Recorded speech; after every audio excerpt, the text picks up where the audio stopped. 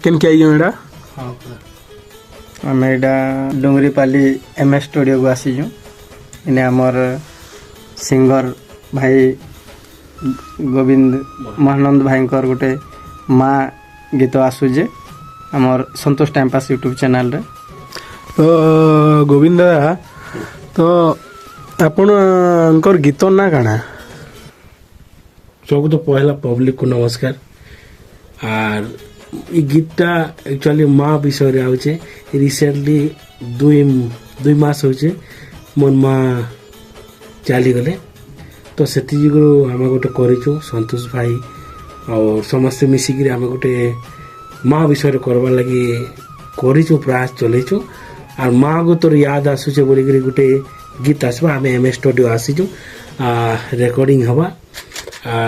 समस्ते आम टीम सभी आसीचन आसबा आगे बाहरबा। और संतोष टाइम पास यूट्यूब चैनल रे हमर गीत आसबा। और बाकी सबू गीत ये गीत बोली नहीं सबू गीत आसबा। और मोर जितकी भी मत भल पाइसन जितकी मोर गीत के पसंद करसन समस्त को मोर अनुरोध जे कि Santosh YouTube channel time pass YouTube channel के सब्सक्राइब करुन। और इथिरे आमको जदि मीठा मीठा कमेंट देवे आमको जदि उत्साह करबे आहरो मीठा मीठा गीत आहरो आनिक आम आपण मान को प्रेजेंट करबो। संतोष दादा ये भिडियोटा केबे आसवा?